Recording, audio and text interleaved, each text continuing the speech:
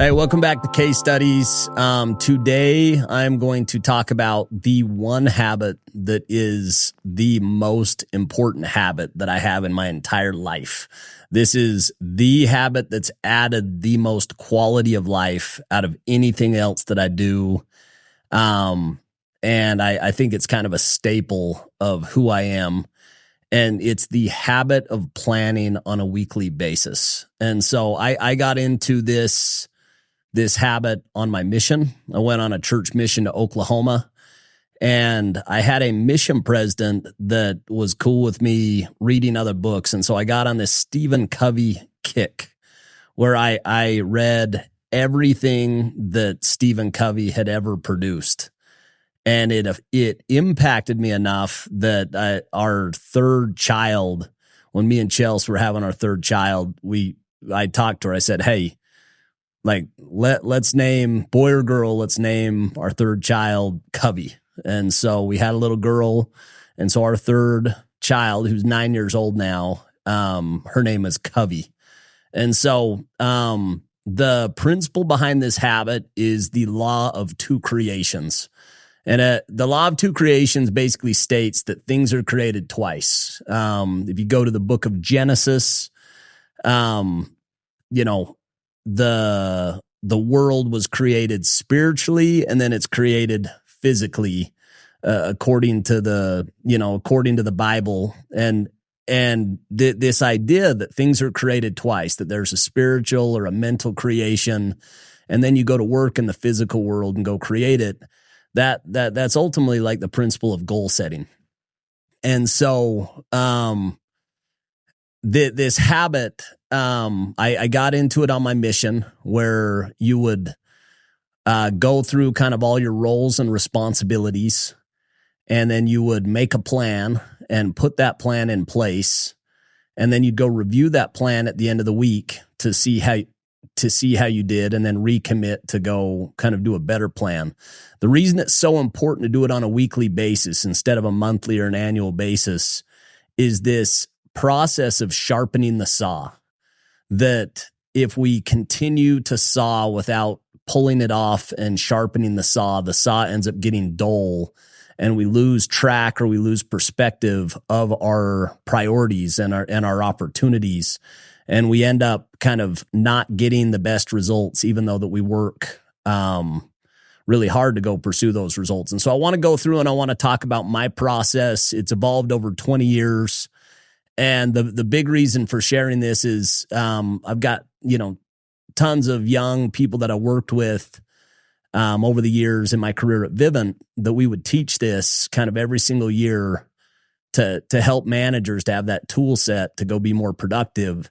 And over time, I'll get asked on what is my process. And I've never formally documented my process, even though it's something that's so important to me and is so mission critical. And so the intent today is to go document it. So number one, I will wake up early on Sunday morning. The reason why it's important for me to do it early on Sunday morning, I've got 5 kids, and the quiet and the lack of distraction matters a lot to me. If I can get up at 5:30 or 6 o'clock on Sunday morning, I can be done by the time my kids are waking up, and I'll have kind of this process taking place, and then I can go show up to go be a good dad. So my first thing is I will drink some caffeine. I'll drink some pre-workout or whatever it is to get myself going. And then I will go through a guided meditation. This has evolved over time. But during this meditation, it'll take 10 to 15 minutes, and I'll go into a deep kind of state of gratitude where I'll visualize and I'll breathe into unique experiences that I am completely and totally grateful for. And I'll try to go there and I'll try to experience the emotions and the sounds and the feeling, all of the senses of these emotions, and just fill up with the gratitude. The reason I think that this is important is it puts me in a state of gratitude. It puts me in a state of abundance. And I think it's really important to start this process of planning and designing your life out of that state. The second one is I'll do a prayer. for people in my life that I care about, for my family, for my friends, for my business, and just kind of visualize those people and those things going well and good outcomes. And then the last is I'll get crystal clear on 3 outcomes or 3 goals that are important to me, and I won't visualize them as wanting them to happen. I'll step into them as if they're done, they're accomplished, and then I get to celebrate the entire victory of these outcomes. A really good reference, I got this from a Tony Robbins priming exercise, and there's a couple really good videos on YouTube that he goes through this process, and I'll actually listen to him as I go through this process, but it's something that I've done for the last 4 or 5 years, and it's added tremendous quality of life. When I get through it, I always feel fantastic. I'm excited and ready to go. So once I get through that, I will ask and answer 3 questions. These questions are really important for me, and I'll break them down. The first question is, who am I? The biggest driver that I found to performance and behavior is our personal view of our identity, who we believe we are. And it's very hard for us to act in contrast to our identity. And so for me, I want to be very clear and deliberate on the language and how I define myself. As we grow up, we have experiences that we end up deciding, who we are as a person. And some of those serve us extremely well. And some of us don't serve us well. They're actually like self-limiting beliefs that stop us from being the kind of person that God put us on this earth to be. And so I'm on a weekly basis, I'm listing out the asking and answering the question and making a list of my identity. Who am I? And this list started at 20, and at this point, it's 80 to 90 answers to that question. And some examples are, I'm courageous, I'm bold, I'm playful, I'm excited, I'm abundant, I'm a force for good, I'm a force for God, I'm a strategist, I'm an owner, I'm an entrepreneur. And I go through this list, and as I list this out, it gives me language to think about myself, and how I have that voice in your head that you're always having this conversation. We say stuff to ourselves that we would never say to like our worst enemy. We're not very kind to ourselves. And so much of it happens on a subconscious level. We're not consciously doing it. It's kind of happening as we go.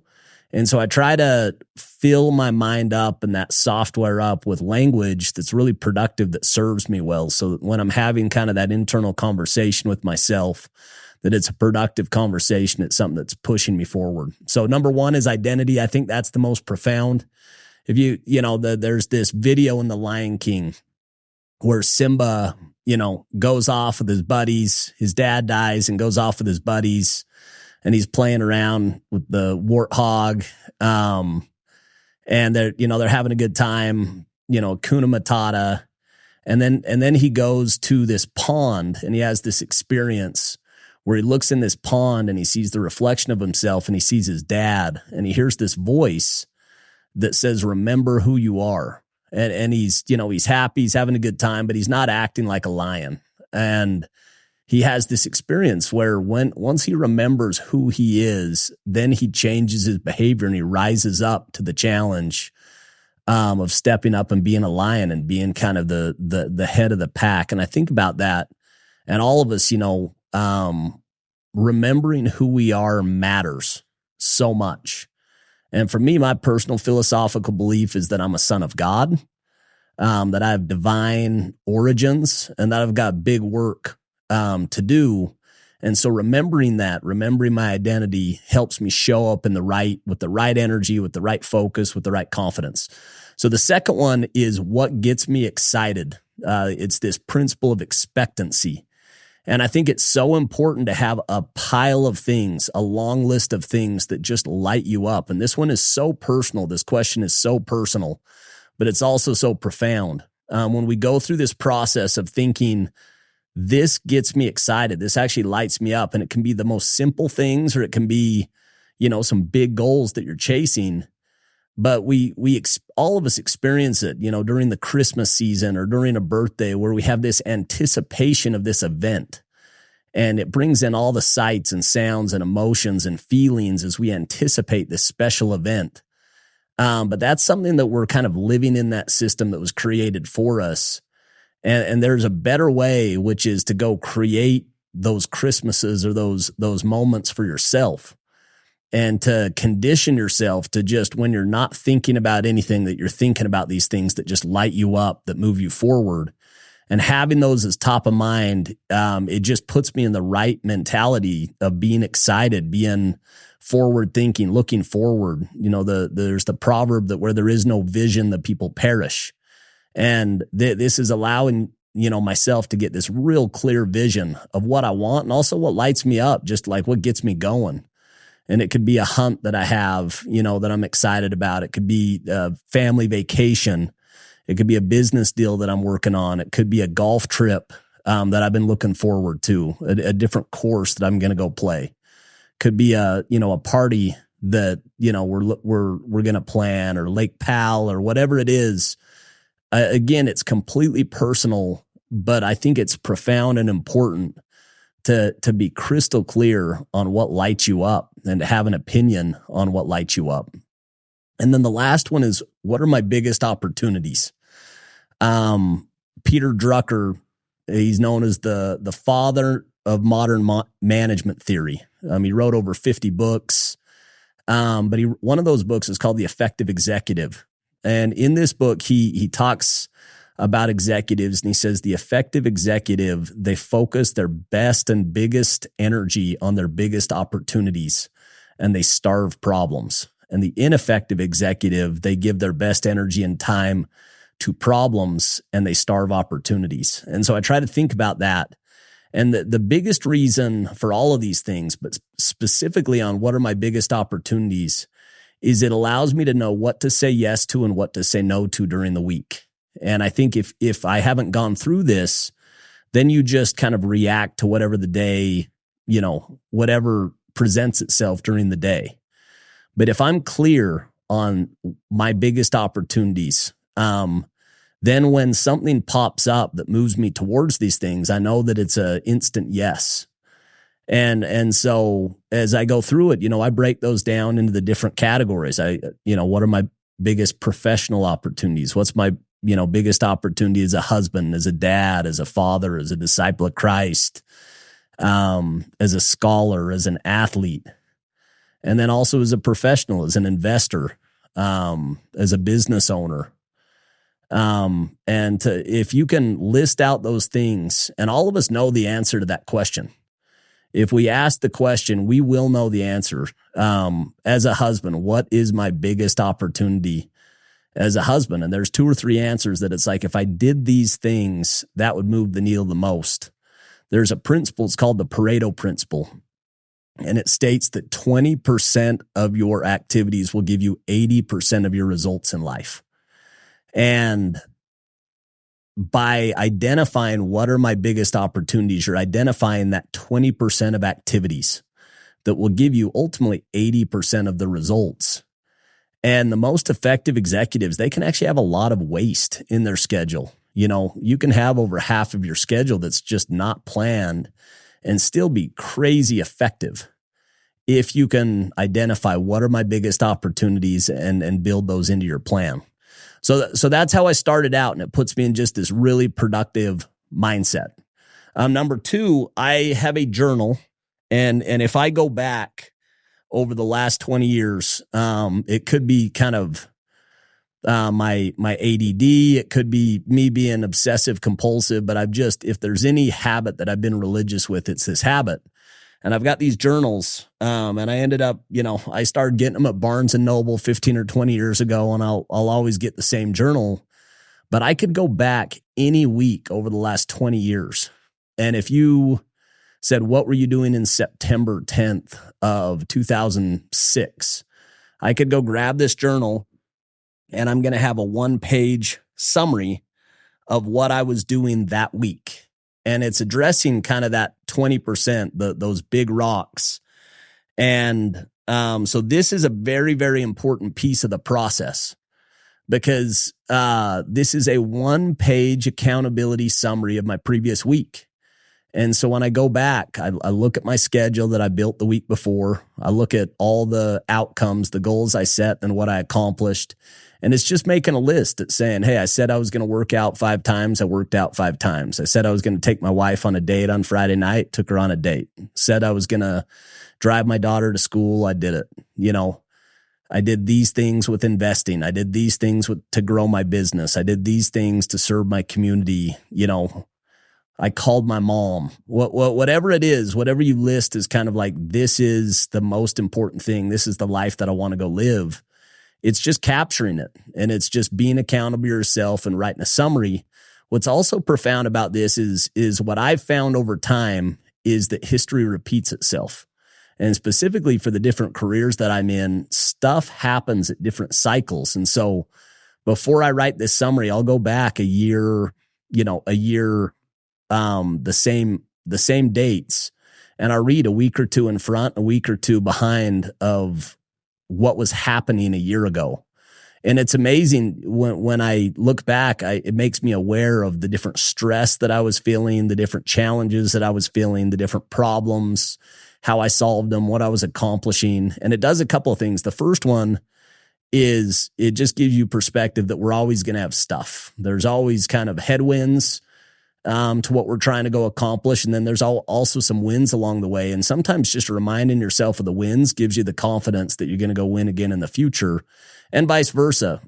Be able to anticipate that, hey, at this time of the year, this type of stuff happens. You know, during this holiday season, I'll have issues that, you know, pop up with my family or my wife's family, or there's going to be somebody that's in need or whatever it is. And so that I can anticipate some of that stuff in the coming week. And then I'll write my summary. It's a 1-page summary. And then I'll cap it off with doing a new sheet and actually listing out the roles that I have in my life. And I've got personal roles and professional roles, and then setting goals in each one of those roles. And so for me, my personal roles is I'm a dad. I'm a husband. I'm a disciple of Christ. I'm an athlete. I'm a scholar. And so those are kind of my personal roles. And then as a professional, I've got my business. I'm an investor. I've got a family office. And so I'll, list out those things. And then I'll ask and answer the question for each one of those roles. What's the most important thing that I can do this week as a husband? And I'll go list out 2 or 3 things. And then as a dad, and I'll list out 2 or 3 things. And as a professional, and I'll list them out. And as an investor, and as an athlete, and as a scholar. And what it'll do is, once I get that list, I'll know from a very holistic standpoint that if I did these things, I'd have a wildly effective week. And then I take those things and I schedule them very first. In the book, The 7 Habits of Highly Effective People, there's this story about this science class. And they go through and they give every single one of the groups of students a grouping of rocks and sand and pebbles and water and a bowl. And they give them the challenge of getting all of those elements into the bowl. And there's a sequence and an order, and it's the only way that you can actually make everything work. And anybody who tries to put in the water first and then the sand and then the pebbles ends up, creating a mess that all of the elements don't work. They don't all fit. But if you put in the big rocks first, if you go put in the very biggest rocks into the bowl, and then you have kind of the smaller rocks and you fill in the gaps, and then you have the sand and you shake it and you fill in the gaps, and then you put in the water, you can actually get, all of the stuff, all of the elements into the bowl. And what this process is identifying the big rocks, the 20% that give you 80%, and make sure that you schedule that and you have a time in your schedule that week when you're doing that thing. And if you did nothing else, if you just got that 20% into your schedule, it ends up being a wildly effective week, even if that was the only thing that you did. But if you don't do this, then by default, you're just going to have other things that creep into your schedule. And what I've found is the more successful that I've become, the more stuff creeps in. And good truly is the enemy to great. And there's so many good things in the world that creep into my schedule that end up impeding on the great things that I should be spending my best time and my best energy, my best emotion. And so anyway, this is my summary of Sunday planning. If there's any habit that I could tell you will add the most quality of life to your 2024, it's to add the habit of, on a weekly basis, taking an hour to 2 hours on a Sunday morning and designing the life that you want to go live. And if you do that and you apply this habit and you make it just a part of your routine, I promise, based on personal experience, that you're going to have better health, that you're going to be smarter, that your bank account will get bigger, that your relationship with your spouse and your kids will get better, and that ultimately, you'll live a more fulfilled and more purposeful and more abundant life by being deliberate in implementing the things that matter the most to you. So thanks for listening, and we'll catch you again next time.